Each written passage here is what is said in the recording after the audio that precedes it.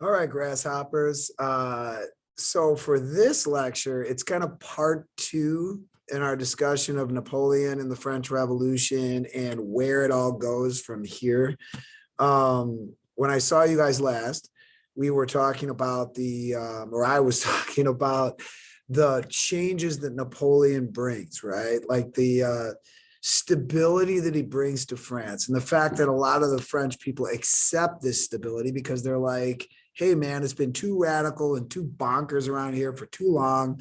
You know, I just want to relax and not walk down the street worried that I'm going to get turned in and somebody cut my head off.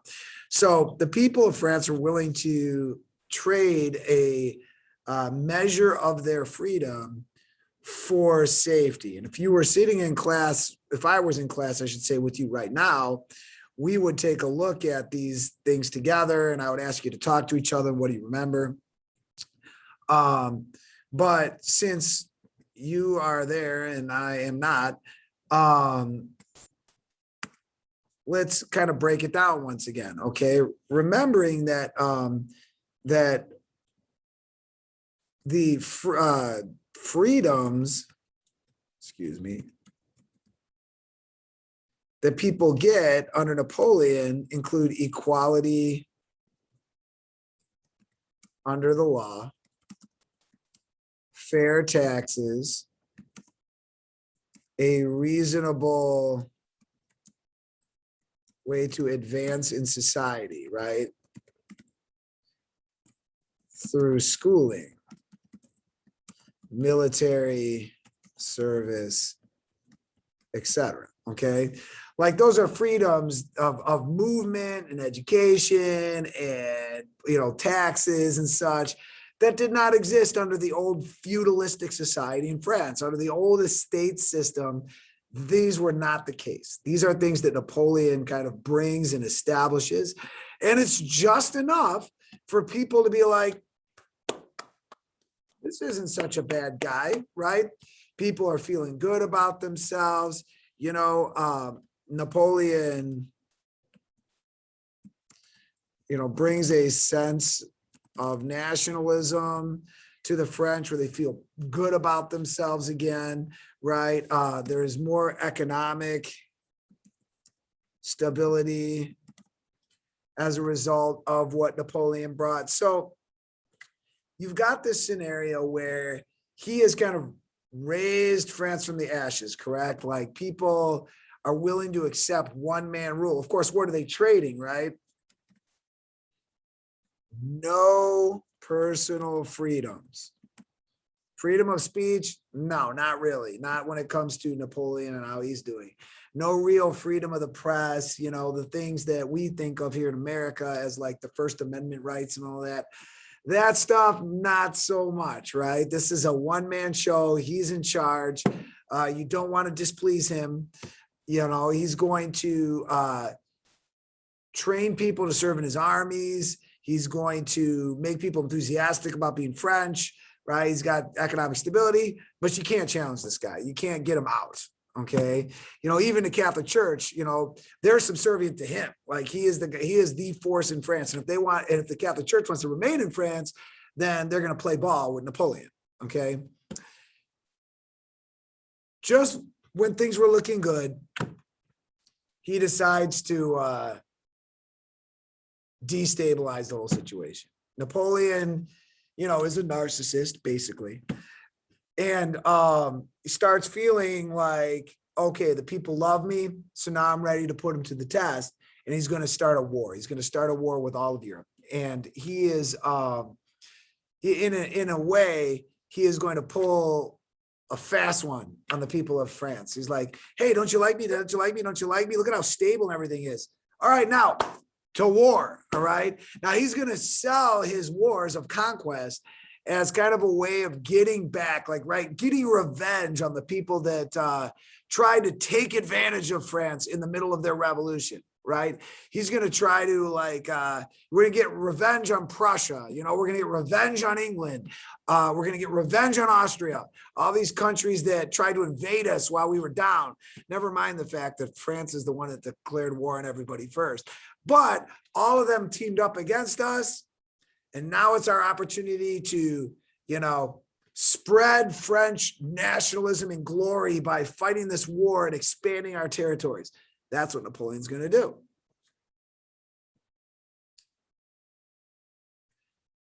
So to tell you the story, I got to go to the module itself, and we're going to use some of the stuff that's in there. Let me switch on over to this and this module. Okay. Once again, you should be watching this right here. Okay. And we are going to, that's where my video will be. Take a look at this map, the Napoleonic Empire and its wars from 1804 to 1815. He is going to basically keep Europe in a state of warfare for, 11 years, like a decade. Okay. Again, the parallels between what Napoleon does in France and what the Nazis are going to do in Germany later are very striking. Okay. Because, later on during what we call World War II, the Germans are going to be under the rule of Adolf Hitler, and he's going to want to conquer the world too and make Germany great. Well, here we've got Napoleon doing that 150 years before Hitler. Okay. And that's, again, it's amazing because Adolf Hitler is not going to learn. He's not going to learn from the mistakes that Napoleon made before him. But let's not get ahead of ourselves. Okay. So this image here, this map kind of gives you a sense. And, I mentioned it down here, like the parallels with World War II. But if you look at this map, everything on this map that is a color other than this, green or this like brownish down here, all of this is territory that France either conquers directly under Napoleon, or it's territory that the French are going to force to, pay homage to Napoleon. In other words, you may not be directly in the Napoleonic Empire. You might not be directly in the French Empire, but you're going to be essentially forced to be allies with the French Empire is basically what they're going to do. And if you look at that, that's pretty much all of Western Europe. All of Western Europe, Napoleon is going to conquer and essentially dominate. The French aren't going to occupy all those territories, but they're going to be under the threat of French occupation if they don't play ball. Okay. It's going to take a decade, but the French are going to achieve this. Okay. I want to start with how do the French see, why is Napoleon such a brilliant commander? Right. Well, let me kind of pull this up with the whiteboard again. All right, let's clear this. Okay. Napoleon is an extremely good military tactician. He understands probably more than anything how to supply an army, right? He understands how to have his men build bridges when necessary, to blow stuff up when necessary, how to mask his troop movements. And more importantly, he understands how to keep the army supplied, okay? But he kind of pioneers this technique, right? In some ways. The way that the French will organize their military, the way that they're going to go into combat is they're going to march into combat in columns and spread and be able to fight facing their enemy like this. Okay, so let's say the French are down here, okay, with the arrow pointed at them. So here are the French, okay, and across from them is the enemy, okay. And I don't know what you guys may understand about military tactics back in the days of Napoleonic warfare. But basically, guys used to fight back then in these long lines of men, right? They'd go into battle shoulder to shoulder, march into battle like this, make ready. And they'd all do one of these and they'd all fire together. And the idea is, you want to fire in your long line of men, you want to fire bullets in this direction. And the weapons that they used back then were not accurate like they are today. They were using weapons where, because they lacked the kind of rifling techniques we have in modern day weapons, the bullets would come out in all manner of direction. So the reason why you fought in this manner was because you wouldn't kill anybody if you didn't. Okay. If you tried to really shoot at a distance, you'd probably miss. So what they would do is they would mass firepower. So they would get these guys to line up. A lot of discipline, by the way, this takes. I mean, think about the discipline it takes to march shoulder to shoulder into battle, fire your volley, right, where we all fire into the enemy, and then reload while we're being shot at, okay? That takes a lot of discipline. It takes a lot of courage to do this, right? And typically what ends up happening is while this type of fighting is going on, you don't want to divide up your troops because you need as many guys in this line firing at the enemy as possible because you want to overwhelm them, all right? You want to mass your fire. And what Napoleon started to do is he would engage the enemy, but then he would break off. So let me kind of show this, if I can do this right. He would use a portion of his army like this and keep the enemy occupied, make everybody think that that's what's going on, while he uses the terrain like the hills, maybe a local town, some trees, to mask the fact that he was really being mobile about this. And he was dividing part of his enemy, or excuse me, he's dividing part of his army to move around the edges like this. Okay. When you weren't paying attention, he would like send elements of his army around you. And before you would know it, if you were in the enemy lines over here, you're getting shot at from the sides, or God help you, elements of Napoleon's army would get around behind you. Okay. He would also do this with his large guns, his cannons, his artillery. He would move them like this, and he would put them in advantageous spots where he could use the terrain to his advantage. And before you would know it, if you were on the enemy side, you were getting pummeled from every direction, and you would break and run. Okay. And then once you break and run in this kind of warfare, it's all over for you.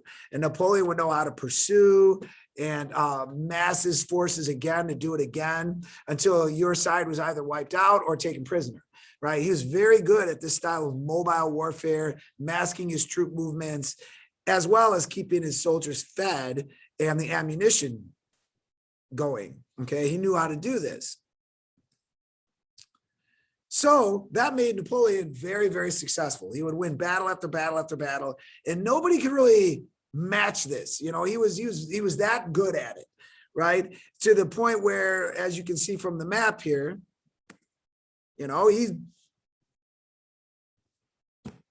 takes over all of Europe, basically. All right. And so in 1805, the French army would like to invade England. Okay. That's the big prize, because the English were the ones who led the coalition of forces against France while the revolution was hot, you know, back in the 1790s, when the radicals were running France and the guillotines were running. England was the one that tried to like keep the French Revolution contained. Okay. Well, it's time to get revenge. So they're going to attempt to cross the English Channel, which Napoleon calls a mere ditch, right? Like, all I got to do is have my engineers figure a way, and we're going to get across this English Channel here and invade England, right? England, of course, has the natural defense of the ocean. It's an island, all right? So it's tough to conquer, okay?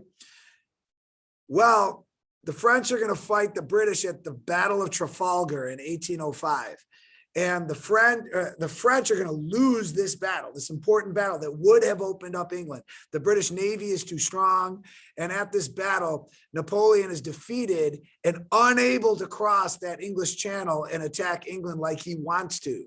So therefore, he settles on Plan B. Plan B is, you see this little like barbed wire looking line that goes all the way along the coast here, okay? Well, Napoleon's not able to invade France, or he's not able to invade England, because this line represents the British Navy. And the British Navy is blockading the coast and not letting any French vessels get out there into open water. So in essence, the British are blockading the French in their own country. Okay. Napoleon's plan B is going to make sure that none of the rest of Europe here can trade with Britain. So they're trying to starve each other. Do you see that? The British are trying to like contain the French, you know, not allow any like trade items to come in from overseas. And you might ask yourself at this point, Moretti, who's going to trade with France from overseas? Grasshoppers. Did you forget about this new little country called the United States? Okay. United States would like to trade with the French, but they can't because of the British blockade here. Okay. So the French are going to blockade the British and order all these countries here to not sell or trade anything with the French. Okay. This is known as the continental system, not to be confused with a continental breakfast. Yeah. You guys ever go on like trips with your parents or maybe with a sports team, like a club sport where you have to stay overnight somewhere and you'd get a motel room somewhere and you got a continental breakfast where you get to come downstairs and they got the cereal and those things that goes and you can like, have cereal or like they have the little waffle makers and stuff. As a kid, you really liked it, right? That's not what this is. All right. The continental system is basically Napoleon's orders that nobody here gets to trade with Britain. Starve them to death. Like let them live on their island until they give up. Well, that's not going to happen. And the British are going to be able to get supplies from the United States if they want. Okay. And so the continental system is not going to fully work. Okay. And at this point, Napoleon is kind of frustrated. Well, like I've got all this land in Europe, I've shown the strength of France. I've created this war to expand the French boundaries and, French nationalism, rah, rah, look at all these victories that Napoleon is bringing us. The only place he can't seem to invade is England. So what Napoleon's going to do is going to put his plans on hold for England. And instead, he's going to look to the Russians. Okay, the Russian Empire is also a prize he has not achieved. And again, this is the same mistake Adolf Hitler is going to make 150 years later during World War II. You got all of Western Europe. Why the hell would you now press your luck and invade Russia? Okay, nobody successfully invades Russia ever, except, wait for it, the Mongols. But that was a long time ago. And Napoleon thinks, you know what? I'm such a great leader. This is where his ego gets the best of him. Such a great leader. It won't matter. I'm going to invade Russia anyway. So he's going to put together 500,000 men. All right. Think about 500,000 men, all the horses that you need to supply that many men, all the wagons, all the artillery pieces you got to drag, like the big guns, right? The cannons, like all of that stuff. They're going to have to travel into Russia. And this is the point at which Napoleon's supply lines are going to get longer and longer and longer and longer and longer. The further away that Napoleon gets from the heart of his empire, the longer it takes for something like, say, a new rifle to get to the guys who need it at the front here in Russia. Because the deeper into Russia you go, the longer those supply lines are. Same with food. You make food over here. How long does it take to get into the hands of the guys at the front, right? And so the further into Russia they push, the more precarious the situation is for the French army. That's why this is going to be a failed attempt to invade the Russians, okay? Meanwhile, the Russians are going to use an interesting tactic. You might remember that the Russians are ruled by a czar, right? The Romanov dynasty, and they are still going strong. While the rest of Europe is basically kind of given up absolute monarchy because of the Enlightenment. The Russians are still clinging to it, right? Because everything reaches Russia last, whether it's the Renaissance or humanism or the Enlightenment, it all gets to Russia last. Okay, Russia is fairly isolated from the rest of Europe. And so they still got a monarchy under the Tsar. And so the Tsar of Russia orders a technique known as scorched earth.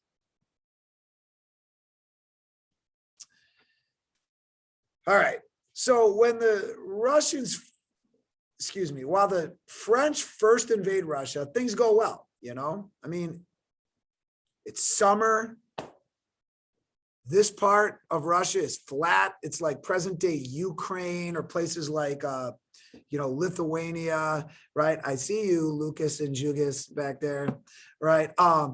This is flat land, right? It's like going through Lithuania or Ukraine is like going through Indiana, okay? It's flat, it's easy to travel through, and the French army has easy going at first, right? Like, and it's summer, so the weather's good, the roads are intact, right? And the French army initially makes great gains into Russian, territory.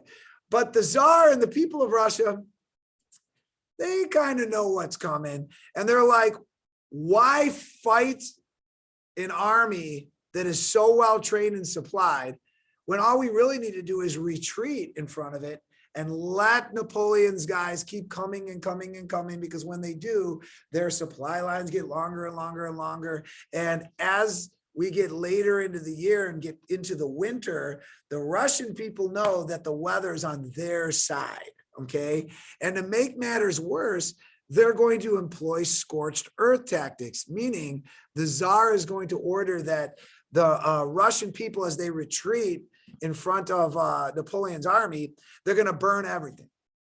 They're going to light fire to fields and bridges. They're going to destroy livestock. They're going to burn their own towns, right? So that they leave nothing for the French army to live on. Because they know that as the French army get deeper and deeper into Russia, they're going to have to start living off of the Russian land. They're going to run out of food. But the idea of scorched earth is you're leaving them nothing to live off of, okay? So by the time Napoleon's men reach Moscow, which is their goal, the city of Moscow is already on fire. The Russians have lit fire to their own capital. And they're like, retreat back. And the French are going to enter like the suburbs of Moscow and whatnot, realizing that there's nothing for them here. And that's where the Russian army will then kind of surround the French and then just wait until winter sets in. And Russian winters are brutal, minus 20 degrees, worse than that, okay? When it gets that cold, things like rifles no longer work anymore, okay? Horses freeze to death. There's no grass for them to eat. So they'll also die of starvation or disease. The men are starting to die of starvation and disease. They're exposed to the elements.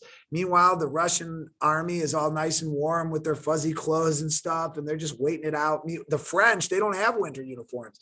Remember, they started all this like in the summer, okay? So like now the French army is starving and freezing to death and surrounded, and they're dying by the thousands. And it's at this point that Napoleon decides to abandon his army. Never forget, grasshoppers, that at the end of the day, dictators are terrible. They don't care about their people. They don't even care about their own armies, like Napoleon here. He sold himself as this great guy that everybody can trust in, and he's going to build up the power of France. But when it came right down to it, and the chips were against him here, he abandons his army in Russia. And he actually escapes. He gets word that back here in his empire, that there's a chance he might get overthrown, right? So he leaves his army in Russia on, wait for it, not making this up, on a sleigh. That's right. You're like, wait, Maria, you mean like a one-horse open sleigh, like Christmas songs like that, like a sleigh? Yes. He abandons his men on a sleigh, comes all the way back to try and save his empire. Well, I mean, you guys can imagine what happens. What's left of Napoleon's army is going to try to retreat back home. And as they stumble back home in the cold with no food, they're going to get harassed by the Russian army the entire way back into France, right? There's a group of mounted troops that the Tsar calls upon, known as the Cossacks. And these guys are like elite, and they're like cavalry, they're horsey guys, right? And they're going to just chase Napoleon's army all the way out of their country, okay? And Napoleon leaves with 500,000 men to invade Russia, roughly. He returns with roughly 10,000 men. Think about that. Think about what this invasion of Russia has cost Napoleon in terms of lives lost, supplies, and all of that, okay? Total waste, total disaster. It's going to cost Napoleon his empire. And yet, 150 years later, Adolf Hitler is going to make the same mistake. Not learning from history, okay? Anyway, back to this story. So after Napoleon is defeated by the Russians, he's kind of defeated now also by a coalition of Western European powers who want to see Napoleon removed. And so what they do is they exile Napoleon to an island off the coast here called Elba in 1814. Napoleon is arrested and put on the prison island of Elba, okay? However, he still got friends in France who admire him, believe that, you know, they believe in him still, right? So some of his friends are able to get him to escape the island of Elba and return to France to try and reclaim his empire. So he's going to show up again. The part of the army that still loves him, right, is going to like rally to him, and he is going to attempt to restore his empire in what become known as the 100 Days, right? He's going to try to redo all of this, okay, until he is finally pinned down by a combination force led by the Austrians and the British at a place called Waterloo in 1815. This time, when Napoleon is defeated at Waterloo, he is arrested and sent to an island off the coast of South America. They want to send him to a prison island that's so far away, it's like, you ain't returning this time. And again, Napoleon, I'm just kidding, he does not return again. When he is exiled on the off the coast of South America, Napoleon ends up dying in captivity, like in prison. Okay, I think it's like of stomach cancer, or maybe he was poisoned, but whatever, he dies, okay, in prison off the coast of South America. Now what? Now, everything that you see on this map that is a purple or a blue or whatever is completely destabilized. Napoleon's army, in creating a war that lasted for 10 years, totally destabilizes Europe. And how do we put it back together again? Very important, grasshoppers. Don't fall asleep on me. Dial this in. Something known as the Congress of Vienna in 1815. Okay. Here is an image of the Congress of Vienna. Okay. They're going to be called together, this Congress of Vienna, led by England and Austria, to put Europe back together again. Okay.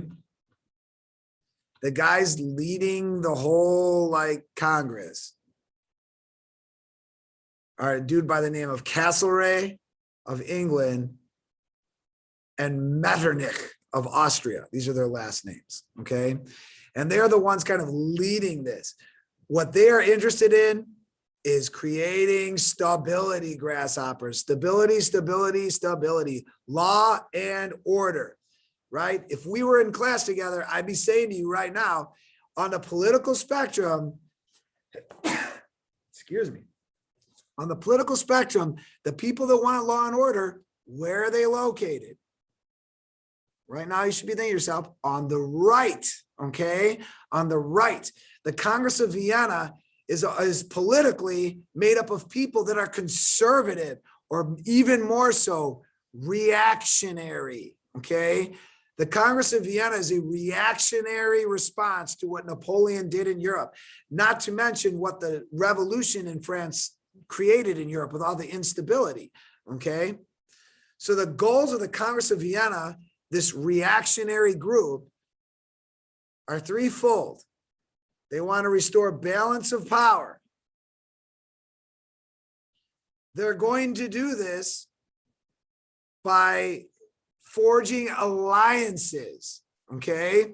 The Congress of Vienna is going to form a series of alliances between different countries to balance each other out so that no one country becomes too powerful. A lot of people think that was the problem with France.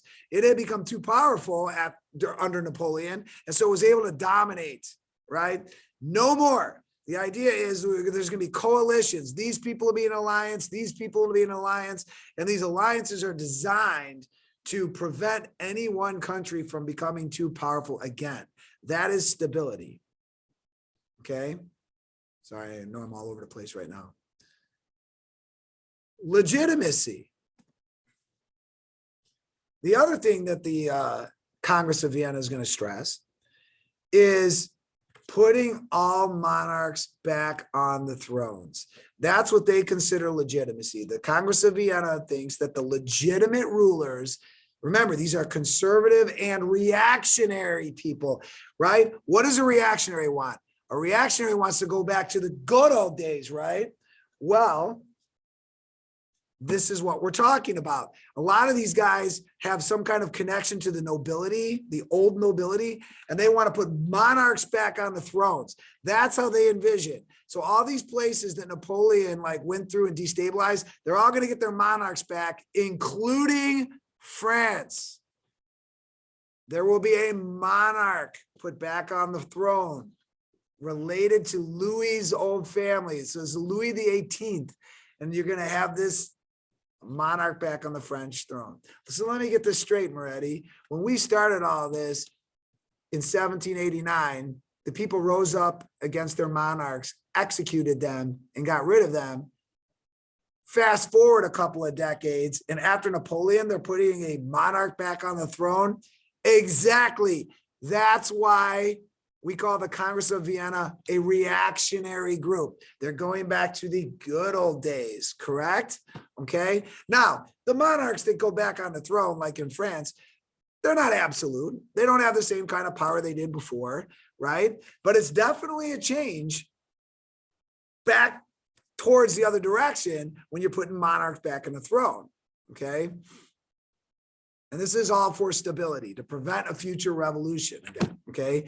Because part of the alliances that were created by the balance of power, a lot of these countries are also going to agree that if another revolution occurs somewhere else, they'll all team up to put it down, so we don't get another French Revolution scenario again.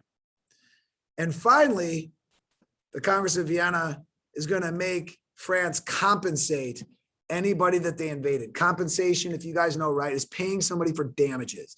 All right, because Napoleon's army went through and created a lot of damage over in all these countries, whatever, they have to pay for those damages.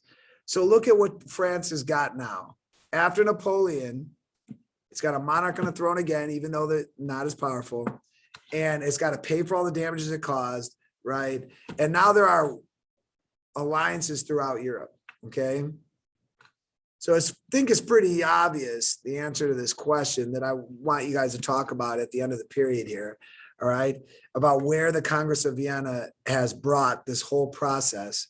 But I wanted to kind of end with this, okay? The stability created by the Congress of Vienna, you guys need to understand, the Congress of Vienna was meeting in 1815. There will not be another major war that involves every country in Europe again until the outbreak of World War I, 99 years later. So this Congress of Vienna is so good at creating stability, so good in its goal to go backwards and reestablish some of these monarchies and create alliances, that there's going to be stability in Europe for 99 years. Okay. But you guys are going to see that the very alliances that created stability in 1815 are going to be the very reason that a world war breaks out 100 years later in 1914. Okay. And I don't want to get ahead of us, but I want you guys to see the big picture. Okay. And so that is, in fact, how the French Revolution ends.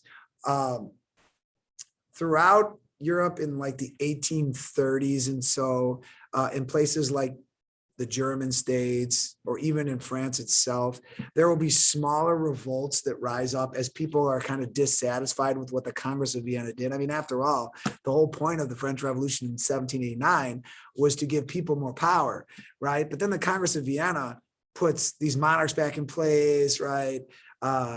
You know, even though there are more freedoms and stuff than there used to be because of the Enlightenment, people are still a little bit disgruntled.